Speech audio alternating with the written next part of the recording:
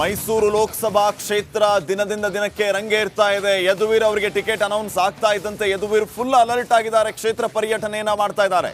ಇದರ ಜೊತೆಗೆ ಎಲ್ಲ ನಾಯಕರನ್ನ ವಿಶ್ವಾಸಕ್ಕೆ ತೆಗೆದುಕೊಳ್ಳುವಂತಹ ಕೆಲಸ ಒಡೆಯರಿಂದ ಆಗ್ತಾ ಇದೆ.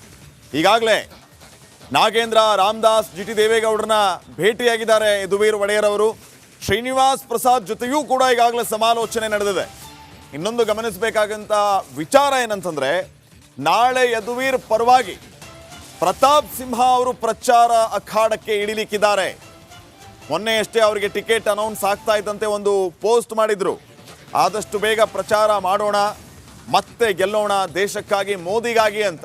ಈಗ ಮತ್ತೆ ನಾಳೆ ಯದುವೀರ್ ಪರ ಪ್ರತಾಪ್ ಸಿಂಹ ಅವರು ಪ್ರಚಾರ ಅಖಾಡಕ್ಕೆ ಇಳಿಲಿಕ್ಕಿದ್ದಾರೆ. ಮತ್ತೊಂದು ಕಡೆ ಯದುವೀರ್ ಒಡೆಯರ್ ಅವರು ಕೂಡ ಈಗಾಗಲೇ ನಾನಾ ರೀತಿಯ ಸ್ಟ್ರಾಟಜಿಯನ್ನ ರೂಪಿಸ್ತಾ ಇದ್ದಾರೆ. ಹಿರಿಯ ಎಲ್ಲ ನಾಯಕರನ್ನ ಭೇಟಿ ಆಗ್ತಾ ಇದ್ದಾರೆ.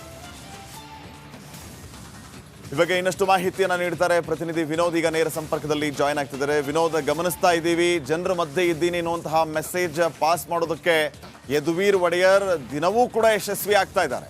ಮತ್ತೊಂದು ಕಡೆ ಎಲ್ಲ ಹಿರಿಯ ನಾಯಕರನ್ನ ಭೇಟಿಯಾಗಿ ವಿಶ್ವಾಸಕ್ಕೆ ತೆಗೆದುಕೊಳ್ಳುವಂತಹ ಕೆಲಸ ಆಗ್ತಾ ಇದೆ. ಯಾವ ರೀತಿಯ ರಣತಂತ್ರಗಳನ್ನು ರೂಪಿಸಲಾಗ್ತಾ ಇದೆ, ಯದುವೀರ್ ಒಡೆಯರ್ ಅವರ ರೆಸ್ಪಾನ್ಸ್ ಯಾವ ರೀತಿ ಇದೆ, ಏನ್ ಹೇಳ್ತೀರಿ?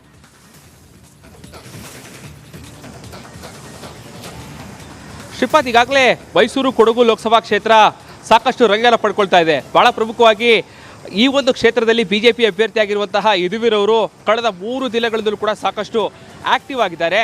ಯದುವೀರ್ ಅವರ ಕುಟುಂಬಕ್ಕೆ ರಾಜಕಾರಣ ಹೊಸದಲ್ಲ. ಅವರ ತಂದೆ 4 ಬಾರಿ ಸಂಸದರಾಗಿ ಈ ಒಂದು ಕ್ಷೇತ್ರವನ್ನು ಪ್ರತಿನಿಧಿಸಿದರು.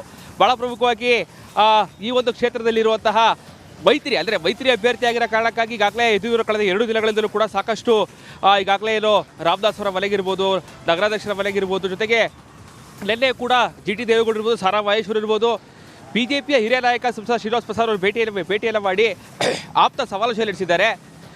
ಚುನಾವಣೆ ಸ್ಟ್ರಾಟಜಿಗಳ ಬಗ್ಗೆ ಸಾಕಷ್ಟು ಸಮಾಲೋಚನೆ ನಡೆಸ್ತಾ ಇದ್ದಾರೆ. ಕಳೆದ 2 ದಿನಗಳಿಂದಲೂ ಕೂಡ ಮಾಡ್ತಾ ಇರುವಂತಹ ಮೊದಲನೇ ಕೆಲಸ ಅಂತಂದರೆ, ಮೊದಲಿಗೆ ಬಿಜೆಪಿ ಮತ್ತು JDS ನಾಯಕರ ಮನೆಗಳಿಗೆ ಹೋಗಿ ಅವರಿಗೆ ಒಂದು ವಿಚಾರ ಮಾಡಿ ಬರುವಂತಹ ಕೆಲಸವನ್ನು ಮಾಡ್ತಾ ಇದ್ದಾರೆ. ಈಗಾಗಲೇ ಏನು ಮೊದಲಿಗೆ ಯದುವೀರ್ ಅವರು ಅಖಾಡಕ್ಕೆ ಇಳಿದರೆ ಗೊತ್ತಾಗ್ತಿದ್ದಾಗಲೇ ಪ್ರತಾಪ್ ಸಿಂಹ ಅವರು ಒಂದಷ್ಟು ಟೀಕೆಗಳನ್ನ ಮಾಡಿದ್ರು. ಯೇಸುವಿನಿಂದ ಕೂತು ಈಚೆಗೆ ಬಂದು ಯದುವೀರ್ ಅವರು ಕೆಲಸವನ್ನು ಮಾಡ್ತಾರಾ, ನಿಮ್ಗೆ ಅಂಥವ್ರು ಬೇಕಾ, ಈ ರೀತಿಯಾದಂತಹ ಟೀಕೆಗಳನ್ನ ಮಾಡಿದ್ರು. ಇದಕ್ಕೆ ಕೌಂಟರ್ನ ಕೊಡುವ ದೃಷ್ಟಿಯಿಂದ ಈಗಾಗಲೇ ಮೊದಲನೇ ದಿನವೇ ಅವರು ರಸ್ತೆ ಬದಿಯಲ್ಲಿ ಕುಳಿತು ಟೀಯನ್ನು ಕುಡಿದ್ರು. ಜೊತೆಗೆ ಮಡಿಕೇರಿಯಲ್ಲೂ ಕೂಡ ಕಾರ್ಯಕರ್ತರ ಜೊತೆಗೆ ಊಟವನ್ನು ಮಾಡಿದರು. ಇದೆಲ್ಲವೂ ಕೂಡ ಸ್ಪಷ್ಟವಾದಂತಹ ಸಂದೇಶ ಅಂತಂದರೆ, ನಾನು ಜನರ ಮಧ್ಯೆ ಇರ್ತೇನೆ, ಯಾವಾಗಲೂ ಕೂಡ ಜನರಿಗೋಸ್ಕರ ಕೆಲಸವನ್ನು ಮಾಡ್ತೇನೆ ಅನ್ನುವಂತಹ ಸಂದೇಶವನ್ನು ರವಾನೆ ಮಾಡಿದ್ದಾರೆ. ಒಂದಷ್ಟು ಪಾಸಿಟಿವ್ ರೆಸ್ಪಾನ್ಸ್ಗಳು ಈಗಾಗಲೇ ಬರ್ತಾ ಇರೋ ಕಾರಣಕ್ಕಾಗಿ ಯದುವೀರ್ ಅವರು ಚುನಾವಣೆ ಸ್ಟ್ರಾಟಜಿಯಲ್ಲಿ ಸಾಕಷ್ಟು ಚೆನ್ನಾಗಿ ಮಾಡ್ತಾ ಇದ್ದಾರೆ. ಇದನ್ನು ಹೊರತುಪಡಿಸಿ ನಾಳೆಯಿಂದ ಪ್ರತಾಪ್ ಸಿಂಹ ಅವರು ಕೂಡ ಯದುವೀರ್ ಅವರಿಗೆ ಸಾಥನ್ನು ಕೊಡ್ತಾ ಇದ್ದಾರೆ. ಅಧಿಕೃತವಾಗಿ ಅವರು ಪ್ರಚಾರಕ್ಕೂ ಕೂಡ ಬರ್ತಾ ಇದ್ದಾರೆ. ಮೊದಲಿಗೆ ಅವರು ಭೇಟಿ ಮಾಡಿ ಒಂದಷ್ಟು ಮಾತುಕತೆಗಳನ್ನ ನಡೆಸುವ ಮೂಲಕವಾಗಿ ಚುನಾವಣೆಯ ರೂಪುರೇಷೆಯ ಬಗ್ಗೆ ಕೂಡ ಮಾತನಾಡ್ತಾರೆ. ಇದಾದ ಬಳಿಕ ಅವರು ಪ್ರಚಾರ ಅಂದರೆ ಈಗ ಇಲ್ಲೂ ಕೂಡ ಅಧಿಕೃತವಾದಂತಹ ಪ್ರಚಾರಗಳು ಆರಂಭ ಆಗಿಲ್ಲ.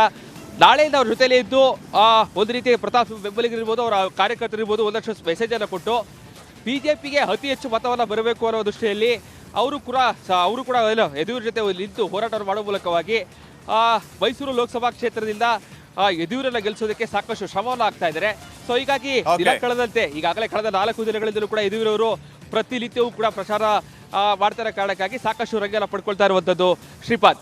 ಓಕೆ, ಥ್ಯಾಂಕ್ ಯು ವಿನೋದ್ ಮಾಹಿತಿಗಾಗಿ.